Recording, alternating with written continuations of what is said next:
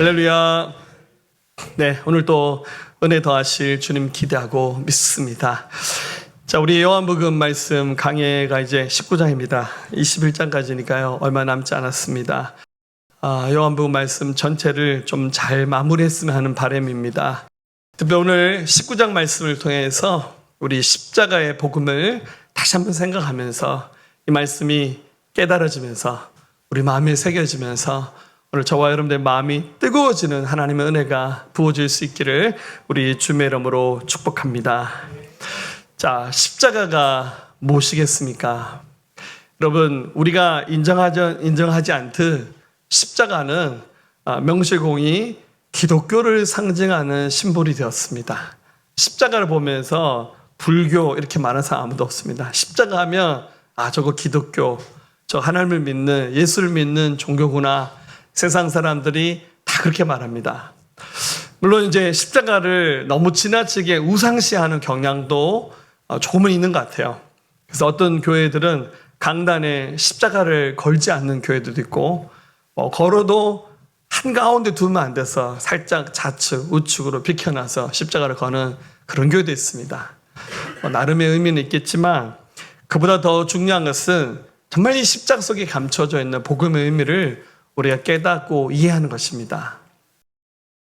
사실 십자가는 로마가 세계를 지배할 당시 로마는 가장 흉악한 범죄자들을 사형을 내릴 때 공개 사형을 집행했는데 모든 사람들이 보는 앞에서 그 죄수를 십자가를 지게 만들어서 양손과 발에 못을 박아서 우리 살까지 찢겨나가고 뼈가 부서지면서 처절하게 몸부림치면서 십자가에서 서서히 사람을 죽게 만드는 아마 인류가 만들어낸 가장 무시무시한 사형 제도의 그 사형 집행을 이뤘던 그 틀이 바로 십자가입니다.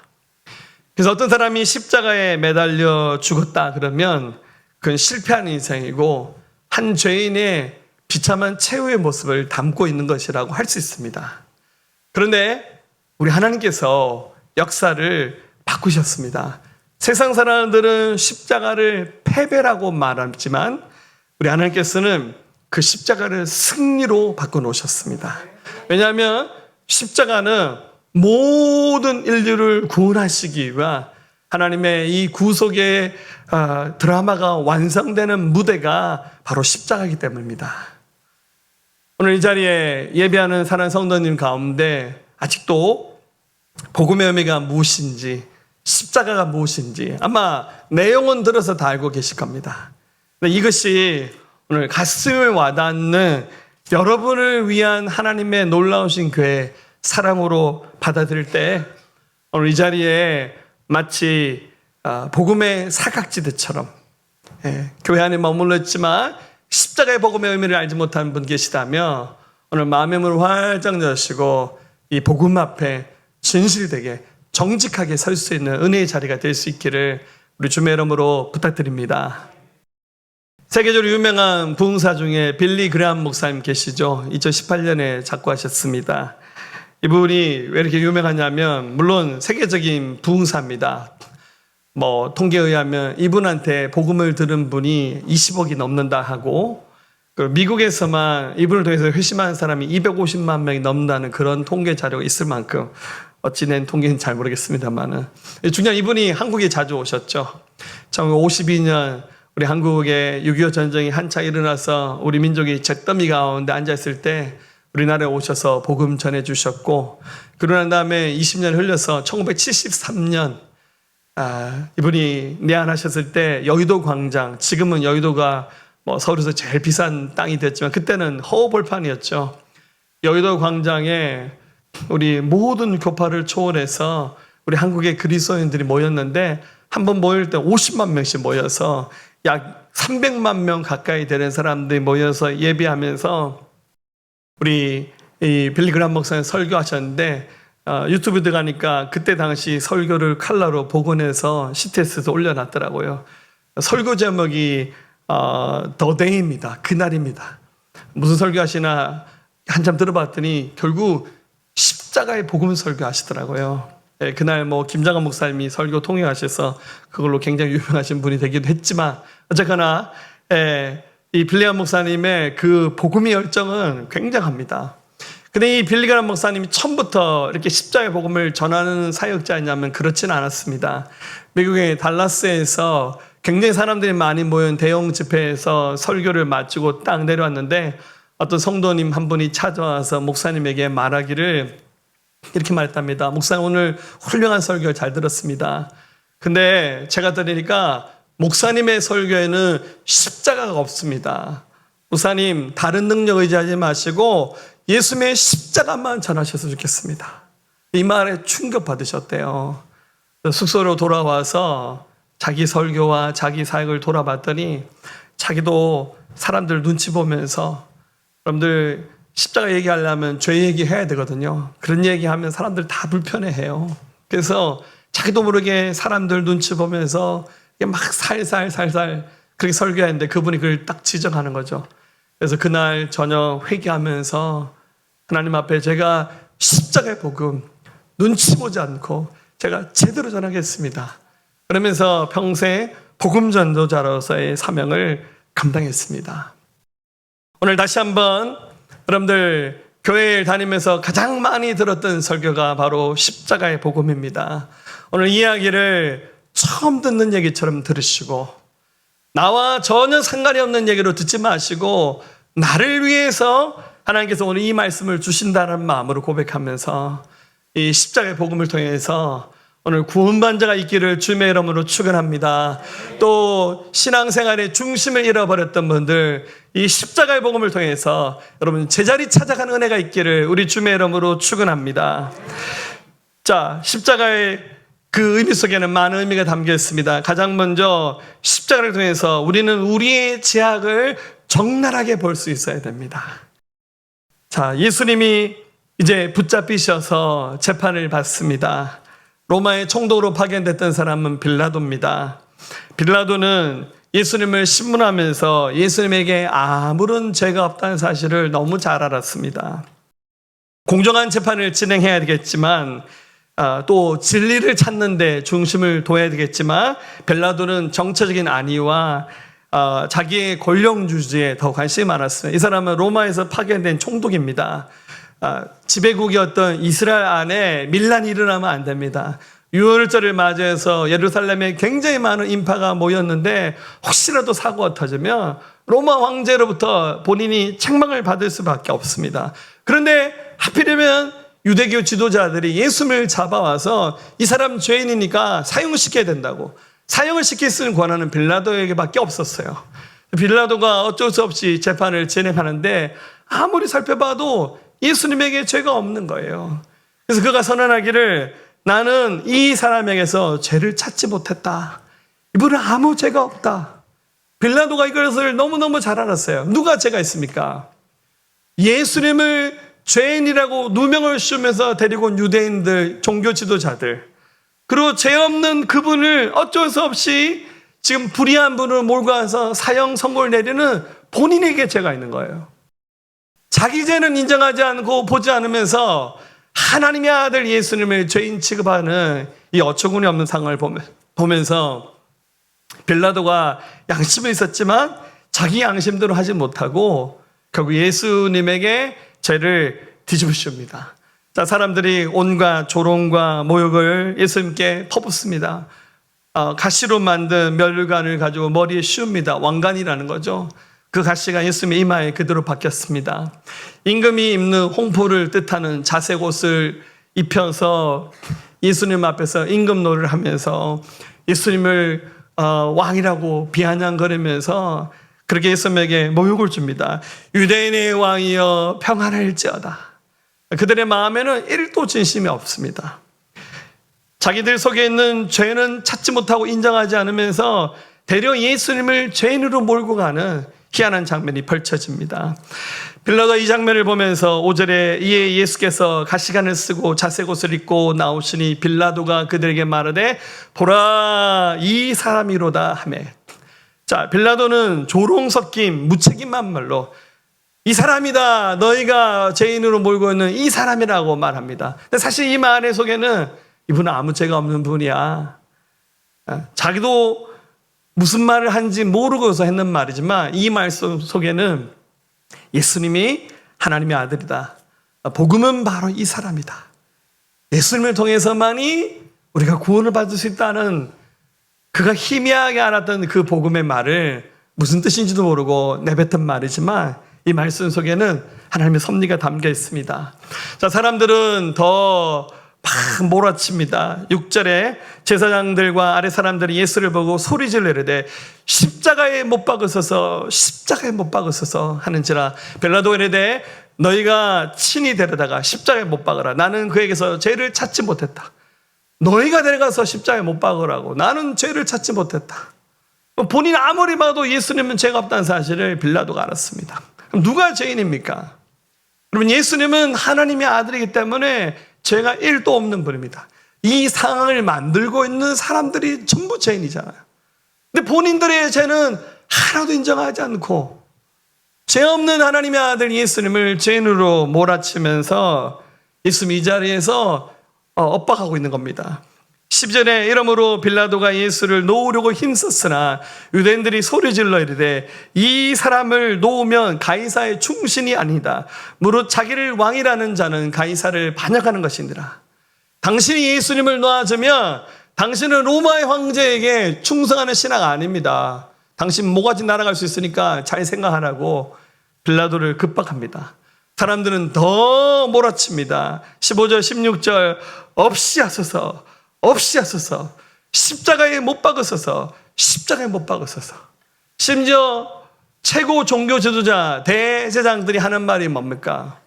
가이사 외에는 우리에게 왕이 없나이다. 여러분들 아무리 로마의 지배를 받고 있지만 로마의 황제를 최고의 권위자로 주라고 시인하지만 속마음은 하나님이 우리 왕이잖아요. 근데 이 종교지도자 하는 말이 가이사 외에는 우리에게 왕이 없나이다. 거짓말로도 흉내내기라서 이런 말하기 민망한 말인데 이런 말들을 서슴없이 합니다. 그래서 결국 빌라도가 그래 알았다. 예수를 십자가에 못 박으라면서 그만 예수님의 목숨을 그들 손에 맡깁니다. 사랑하는 여러분, 십자가의 이 복음을 이해하려면 그럼 가장 먼저 하셔야 될 일이 있습니다. 그것은 바로 자기 직면입니다. 자기 자각이 돼야 돼요. 내가 무시무시한 죄인이구나. 내가 정말 구제불능의 인생이구나. 세상에서는 어떤 노력을 해도 우리의 죄를 없앨 수가 없어요. 그렇기 때문에 이 십자가의 복음을 들으면서 나의 힘으로 나의 능력으로 나는 절대로 구원받을 수 없는 죄인이구나. 이 사실을 가장 먼저 인정하셔야 돼요. 안타깝게도 예수님을 붙잡아서 억지로 사형시키려고 하는 이 등장하는 모든 사람들, 내가 죄인입니다. 내가 죄인입니다. 저 때문입니다. 이렇게 고백한 사람은 아무도 없어요. 거꾸로 죄 없는 예수님을 죄인 취급하면서 몰아세운 이 장면을 보면서 너무너무 안타까운 마음이 듭니다. 오늘 이 십자가 얘기 들으면서 이 이야기가 나를 위한 이야기구나. 이것을 인정하시면서 이 십자가 앞에서 우리의 죄악됨을 낱낱이 볼 수 있는 그 같은 은혜가 임하기를 우리 주의 이름으로 축원합니다. 두 번째입니다. 십자가 위에는 하늘문이 열려졌습니다. 여러분, 우리의 힘과 능력으로는 도저히 구원받을 수 없어요. 우리의 종교적인 열심으로 아무리 노력하고 애써도 우리 하나님 나라에 갈 수 없습니다. 그래서 하나님께서 십자가 위로 하나님 나라를 향한 문을 바로 예수님의 목숨과 맞바꾸셔서 주님께서 열기 시작하셨습니다.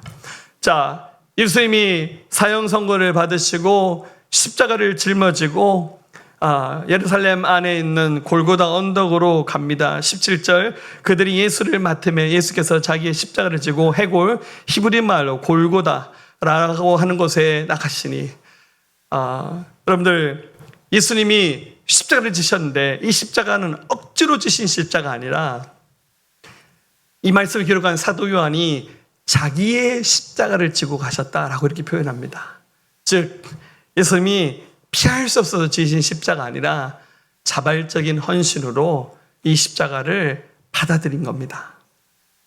여러분 혹시 기회되면 성지순례 가시면 내년에 우리 교회에서 갑니다. 할렐루야. 스포일합니다. 많이 갑시다. 할렐루야. 좀 마음 가서 우리 전교인이 다 갔으면 좋겠어요. 우리 막 아시아나나 대한항공 관광고 통째로 빌려가지고 할렐루야. 잘 보신 분은 다 비즈니스 클래스에 앉으시고 할렐루야. 정말 그렇게 한번 꼭 가셔서 예수님의 땅을 한번 좀 밟아봐서 하는 바람입니다. 그리고 예루살렘 안은 굉장히 많은 순례객으로 복잡합니다. 십자가기 비아 돌로로사라고 하잖아요. 막상 가보면 너무 많은 인파 때문에 십자가 영광이 가릴 만큼 사람이 많습니다. 그 한가운데 이제 골고다가 있는데 성경 시대 때는 언덕이었지만 지금은 이제 예루살렘이 굉장히 평균적으로 땅 높이가 높아지면서 한참 가다 보면 시내 한가운데 골고다 언덕을 만날 수 있어요. 근데 이 순례객들을 이렇게 가만히 살펴보면 여러 세계의 많은 종파에서 이렇게 성지순례 와서 언덕 올라갈 때 굉장히 많은 분들이 나무 십자가를 어디서 구했는지 그를 짊어지고 그 십자가 길을 두벅두벅 걸어가면서 뒤다른 순례객들이 자기 언어로 이렇게 찬송을 부르며 가는 장면을 자주 볼 수 있습니다. 저도 그걸 보면서 다음에 우리 교회 성지순례 가면 저거 꼭 해봤으면 좋겠다 했더니 저희 박이사 성에서 가르쳐주더라고. 십자가를 빌려준다고 그러더라고. 할렐루야. 어디서 빌린지 잘 모르겠지만 우리 십자가를 좀 빌려서라도 좋으니까 중간중간 한 번씩 돌아가면서 저도 한번 져보고 우리 장로님, 권사님, 집사님들 지고 갔으면 좋겠어요. 그게 남의 십자가 아니라 자기 십자가잖아. 예수님이 지금 이 십자가를 지실 때 억지로 지신 십자가가 아니라 자원한 마음으로 십자가를 지셔서. 왜냐하면 당신이 십자가를 지시고 죽으심으로 말미암아 이 십자가를 통해서 인류에게 구원을 위한 하나님 나라의 문이 이 자리에서 열리기 때문이에요. 자, 빌라도는 알고서인지 모르서인지 모르겠지만 예수님의 십자가 그 위에다가 패를 씁니다. 명패를 쓰기를 19절에 빌라도가 패를 써서 십자가에 붙이니 나사렛 예수 유대인의 왕이라 기록되었더라. 예수께서 못 박히신 곳이 성에서 가까운 곳으로 많은 유대인들이 이 패를 읽는데 히브리어와 로마와 헬라 말로 기록되었더라. 참 희한하게 명패를 그냥 히브리 말로 쓰면 되는데 우리 로마 말, 라틴어로도 기록하고 헬라 말, 그리스 말로 기록해서 세계 언어로 기록된 오늘날로 치면 마치 번역된 것처럼 누구든지 보니까 예수님이 유대인의 왕, 그분이 만왕의 왕이라는 사실을 알게끔 한 거죠. 그래서 종교주의자는 이 장면을 못마땅히 여겨서 그렇지 말고 자칭 유대인 왕이라 쓰라고. 빌라도가 어떤 이유인지 아니라고 내가 쓸 말을 썼다고 그들의 말을 들어주지 않습니다. 그래서 정말 하나님의 섭리 아래 예수님이 십자가에 매달려 돌아가시는 그 순간 그 명패 위에 유대인의 왕, 그분은 만왕의 왕, 진정 우리의 인생의 왕이라는 사실을 선포하면서 예수님의 죽음으로 말미암아 누구든지 순종하는 자들, 예수님이 먼저 십자가에서 순종하셨기 때문에 이 십자가를 통해서 인류를 위한 구원의 역사가 시작되는 거예요. 그래서 이 십자가를 받아들일 때 여러분 가장 먼저 내가 죄인이라는 사실을 인정하신다면 두 번째는 하늘 문 여시는 하나님의 그 놀라우신 사랑을 받아들이면서 그분을 우리 인생의 주님으로 왕으로 고백하는 겁니다. 예수 그리스도 그분은 참된 왕입니다. 그분 안에 하나님 나라가 임하였습니다. 이것을 고백할 수 있어야 됩니다. 세 번째입니다. 십자가를 통해서 우리 하나님은 구원을 완성하셨습니다. 여러분 우리의 힘과 노력으로는 절대 우리의 죄를 없앨 수 없습니다. 여러분 우린 죄인이기 때문에 죄를 있는 상태로 우리 삶이 끝난 다음에 우리는 전부 다 지옥에 들어가서 영원한 심판을 받아야 됩니다. 그러나 우리를 사랑하시는 하나님께서 지옥의 심판대에 설 수밖에 없는 인생들을 향해서 바로 하나님의 아들 예수님이 사람의 모양으로 오셔서 그분의 공생의 마지막 순간 그분이 십자가에 매달려 돌아가시는, 그분의 십자가에서 우리의 모든 죄를 대신하시는 하나님의 놀라우신 이 뜻에 하나님의 아들 예수님께서 순종하신 겁니다. 그래서 이 십자가는 구원의 길을 여시기 위한 하나님의 놀라우신 계획이 완성되는 순간입니다. 여러분, 이 순간 예수님은 참으셨어요. 28절에 보니까 너무너무 목이 마르셔서 여러분들 양손과 발에 못이 박혀서요, 살갗을 뚫고 나갔고 뼈가 부서졌습니다. 적어도 한 6시간 이상 십자가에 매달려 계시면서 꿈틀꿈틀할 때마다 그 고통은 말로 표현할 수 없어요. 이미 탈진할 대로 탈진하신 상태였지만 예수님 어떻게 하십니까? 참으셨어요. 왜냐하면 당신이 참고 인내하심으로 인류에게 영원한 생명 주기 위한 하나님의 계획을 완성하시는 거예요. 예수님 목마르다 하시니까 이를 봤던 사형을 집행했던 로마의 군인들이 신포도주를 여러분들 해면은 스펀지처럼 생겼어요. 거기다 우슬조 식물을 엮은 것을 가지고 신포도를 잠시 적셔서 예수님의 입에 댑니다. 제수들이 너무너무 힘들 때 그거라도 입에 대면 좀 고통을 덜 느끼라고 보통 그렇게 하는 거죠. 근데 30절 보니까 예수님이 그거를 받았다 표현하는데 드시지는 않았던 것 같아요. 예수께서 신포도주를 받으신 후에 이르시되 다 이루었도다 하시고 머리를 숙이니 영원히 떠나가시니라. 이게 우리말에는 좀 이게 잘 실감이 덜 나는데요. 이 신약성경에 헬라어로 기록됐죠. 헬라어는 우리랑 좀 문법 체계가 좀 다른데 이게 수동태 완료형으로 됐습니다. 직설법이고 3인칭 단수입니다. 지금 무슨 말입니까? 모든 일이 완전하게 완벽하게 끝났다 그 뜻입니다.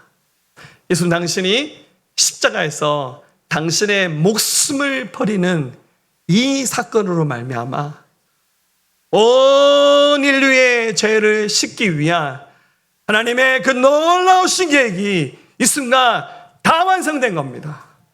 누구든지 이 사실을 받아들이며 하나님 차별하지 아니하시고 어떤 인생이든 간에 하나님 영원한 생명을 선물로 주시는 겁니다. 그럼 이 사실을 몰랐던 구약의 사람들은 어떻게 했습니까? 짐승의 피를 가지고 제사를 지냈습니다. 히브리서 9장 12절 우리 구약에 나온 레위기의 제사 이야기 하잖아요. 염소와 송아지의 피로 하지 아니하고 오직 자기의 피로 영원한 속죄를 이루사 단번에 성소에 들어가게 하셨다고. 예수님의 피는 한 번으로 완전한 영원한 속죄의 제물이 되셔서 우리에게 구원을 주셨습니다. 이것이 바로 하나님이 우리에게 준비하신 십자가 속에 감춰져 있는 구원의 선물입니다.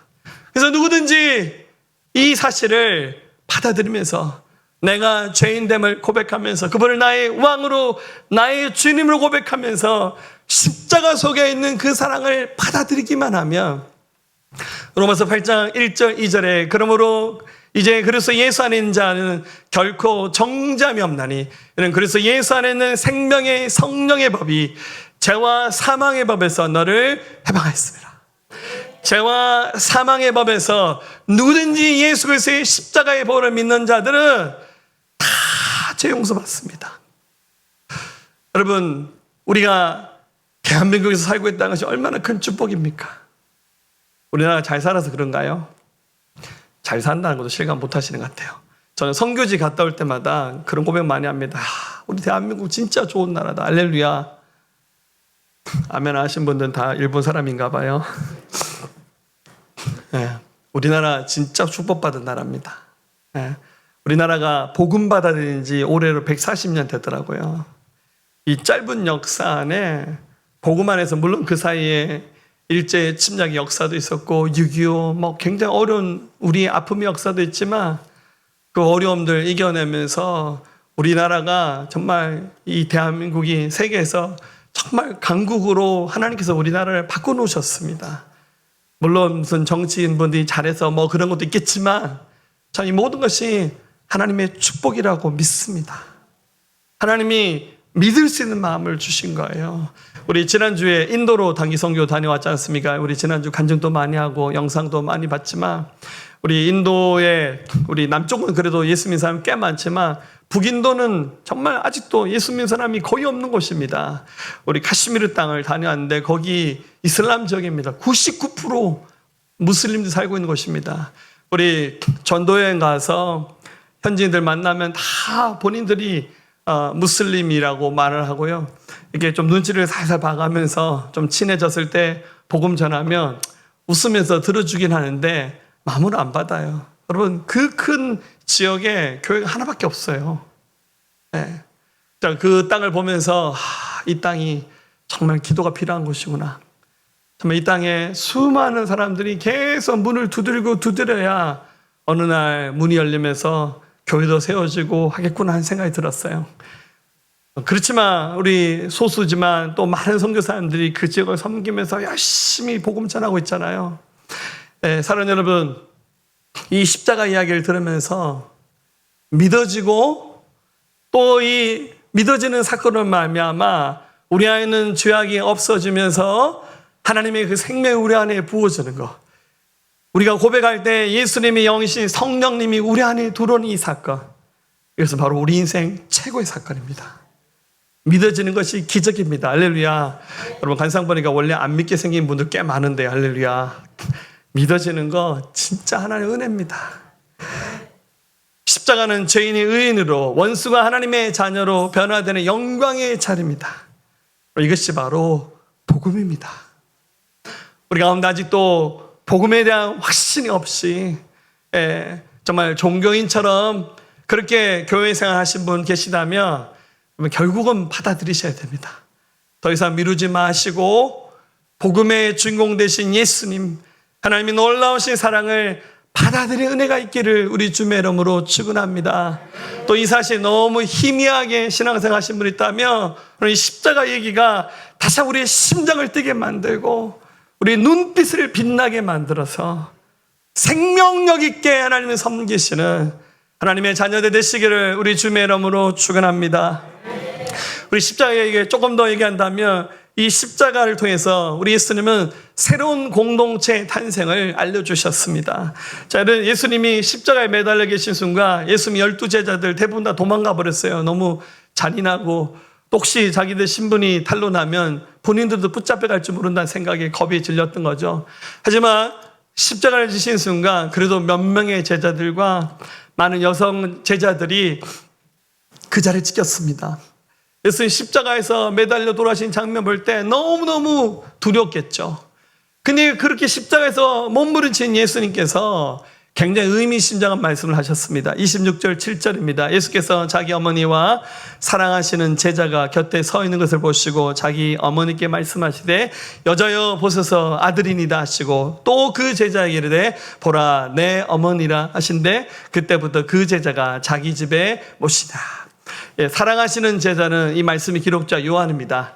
요한이 자기 이름을 쓸 때는 민망했던지 자기 이름을 쓰지 않고 사랑하시는 그 제자 이렇게 표현합니다. 예수님이 십자가에서 너무너무 고통스럽게 몸부림치시다가 요한을 부르면서 요한아, 자기 모친 마리아를 향해서 말하기를 내 어머니다 라고 말합니다. 그러고 난 다음에 요한이 그날부터 예수님 모친 마리아를 자기 집에 모시고 그 다음 이야기 성경에 나오진 않지만 그 다음부터 평생 요한이 마리아를 모시고 살았던 것 같습니다. 사랑하는 여러분, 예수님을 믿게 되는 순간 새로운 관계의 공동체가 탄생합니다. 그게 바로 어디입니까? 교회입니다. 교회는 세상에서는 하나 될 수 없었던 사람들이 예수님의 이름으로 말미암아 하나됨을 회복하는 곳입니다. 에베소 2장 14절 그는 우리의 화평이신지라 둘로 하나를 만드사 원수된 것 곧 중간에 막힌 담을 자기 육체로 허시고. 세상 사람들 엄밀히 말하면 우리 전부 다 아담의 후손이잖아요. 다 여러분들 김씨, 이씨, 박씨 따지지 마시고 족보 다 타고 올라가면 우리 전부 다 아담의 자손이에요. 그러니까 여러분들 싸울 필요 없어요. 다 우리 형제입니다. 근데 세상 사람들이 이걸 인정합니까? 1도 손해보려고 하지 않아요. 그게 세상입니다.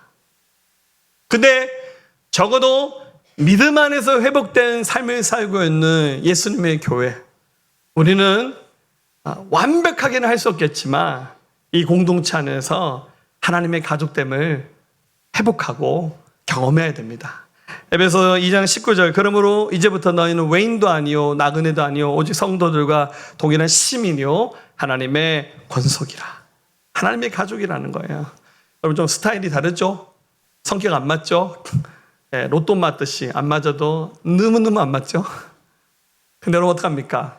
가족임을 받아들이는 거예요.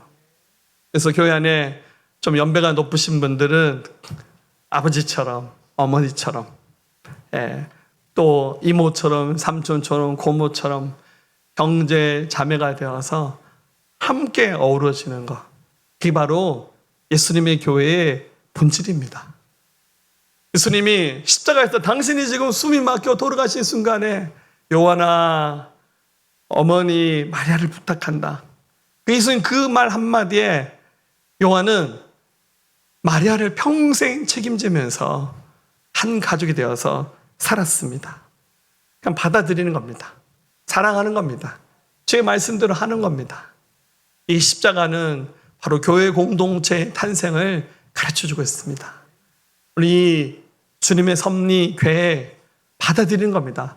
저는 교회 없이 신앙생활하고 싶어요. 저는 유튜브 보면서 신앙생활하고 싶어요. 제가 유튜브를 없애버리고 싶어요. 할렐루야. 유익한 점도 있겠지만 저도 모르면 유 선생에 물어봅니다. 이거 어떻게 하지? 근데 여러분들 어쩌면 유튜브가 우리 모이기를 힘써야 되는 교회의 질서를 파괴하는 원흉인지도 몰라요. 신앙생활 인터넷 쳐다보면서 하는 거 아닙니다. 힘들고 어려도 땀냄새 나고 서로 부딪혀서 피 터지게 싸울지언정 함께 부딪히면서 공동체로 가는 것. 그게 바로 예수님이 설계하신 원래 교회의 원형입니다. 할렐루야. 마지막 5번째입니다. 예수님은 십자가를 이겨내셨습니다. 그리고 부활하십니다. 우리 다음 주 20장 말씀에 부활하신 예수님에 관한 얘기가 나옵니다. 예수님 돌아가시는 순간 보통 제수들의 다리를 꺾어서 이 사형제도를 완성합니다. 이제 곧 해가 떨어지면 안식일이 시작됩니다. 그래서 로마 군인들이 제수들의 다리를 꺾어서 이 사형제도를 끝내려고 했는데 예수님이 이미 운명하셨다는 사실을 확인하고는 예수님의 다리를 꺾지 않습니다. 이게 시편에 예언된 말씀 34편에 나온 말씀이 그것을 그대로 이루셨고 창으로 예수님 옆구리를 찔러서 이 사형식이 끝이 납니다. 자, 그러자 지금까지 한 번도 자기 신분을 드러내지 않았던 숨은 두 제자가 등장합니다. 왜냐하면 예수님을 인정하면 공회에서 그 유대사에서 출교를 당해야 되거든요. 근데 한 번도 자기 신분을 밝히지 않았던 아리마대 사람 요셉이라는 사람과 또 유대 관원 중에 한 사람이었던 니고데모가 예수님께 찾아와서 38절 보면 빌라도에게 우리가 예수님의 장례를 치르고 싶으니까 허락해달라고 합니다.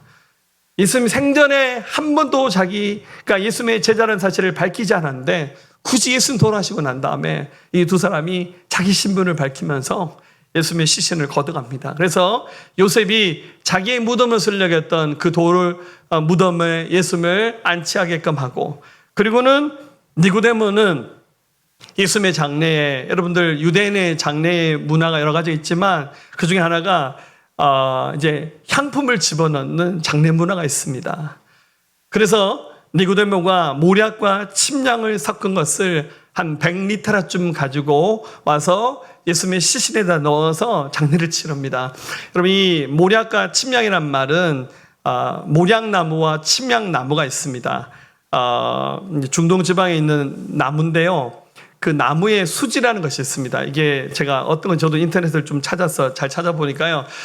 여러분 나무에게 상처를 내면 여러분 나무도 생명체니까 진물이 올라와서 그 상처를 치료하려고 합니다. 그 순간 그 진물이 딱딱하게 굳어버린 것을 수지라 말합니다.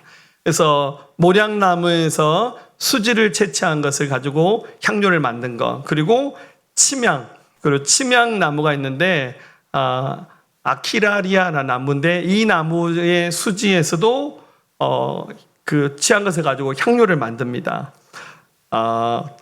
여러분들 혹시 호박이라는 거 아시죠? 호박이 바로 나무 수지에서 만든 겁니다. 지난주에 인도를 다녀와서요. 인도에서 이렇게 여러 가지 선물들 많이 샀잖아요.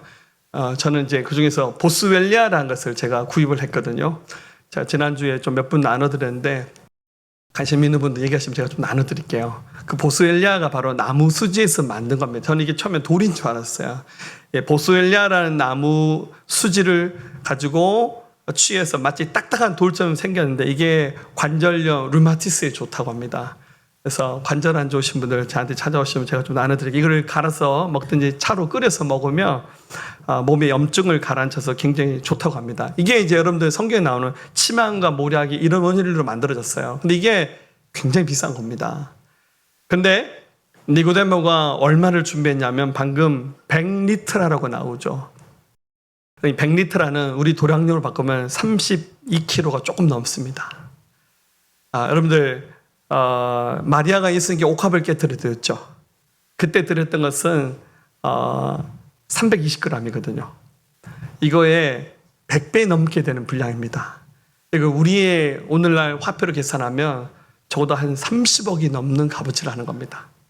별로 안 놀라시군요. 통장에 30억 있나 봐요. 할렐루야. 무슨 말이냐면 니고데모는 예수님의 이 장례식을 왕의 장례식으로 치르는 겁니다. 보기에는 십자가에 매달려 죽은 한 죄수의 초라한 죽음처럼 보일 수 있겠지만 그의 마음에는 예수님은 나의 왕입니다. 요셉의 눈에 예수님은 왕이셔요. 그렇기 때문에 이분의 장례식을 마치 왕의 장례식처럼 최고의 향품을 준비해서 예수님의 장례식을 치르는 거예요. 모르는 사람들 봤을 때는 좀 미쳤다. 어떻게 한 죄수의 장례식을 저렇게 치를 수 있나 하면서 핀잔했겠지만 복음을 받아들이고 예수님을 말미암아 구원의 감격을 누린 사람들에게 있어서는 이것이 하나도 아깝지 않아요. 그만큼 우리가 하나님께로부터 받은 사랑이 위대하기 때문에 아낌없이 여러분들 마리아가 그 한 근 320g짜리 그 옥합을 깨뜨려 드렸던 것처럼 니고데모는 그거에 한 100배가 넘게 드는 이 향품을 하나도 아깝다 생각하지 않고 예수님께 이것을 다 깨어드리면서 왕의 장례식으로 예수님의 이 십자가의 죽음이 마무리됩니다. 사랑하는 여러분, 예수 그리스도의 십자가를 받아들이셔야 됩니다. 제가 이렇게 무지막지한 말로 할게요. 무조건 받아들이세요. 좀 이해가 안 돼도 좋아요. 받아들이셔야 돼요. 고린도서 1장 18절 십자가의 도가 멸망하는 자에게는 미련한 것이요 구원을 받는 우리에게는 하나님의 능력이 된다고.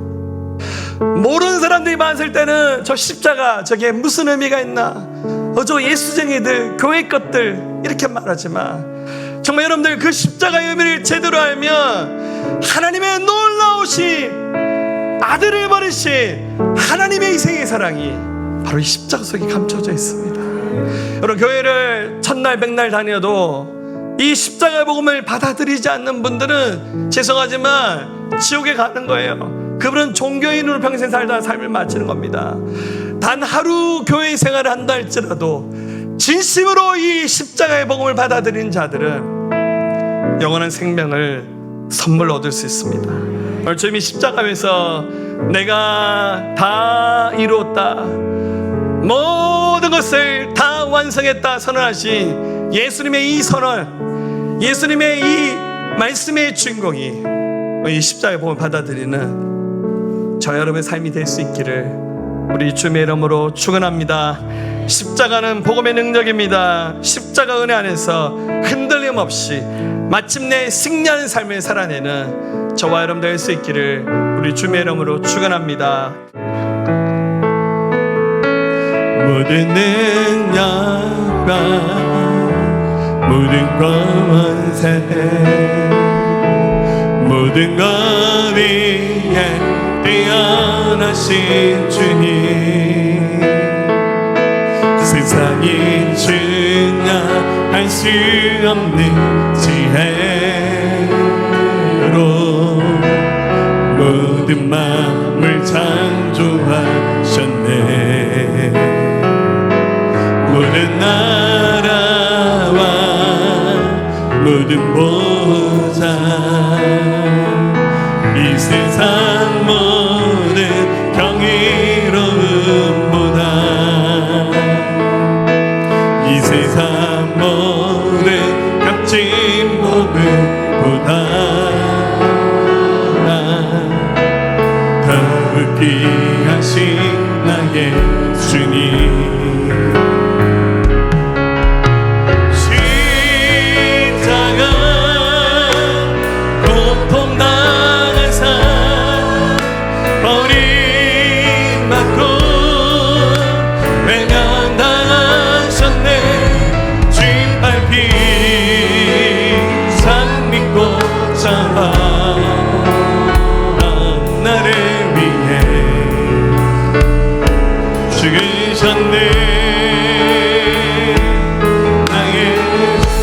손을 들고 갑니다. 모든 능력과 모든 권세 모든 권위에 뛰어나신 주님 세상이 지나갈 수 없는 지혜로 모든 마음을 창조하셨네. 모든 나라와 모든 보상 이 세상 모든 경이로움보다 이 세상 모든 값진 보물보다 더 귀하신 나의 주님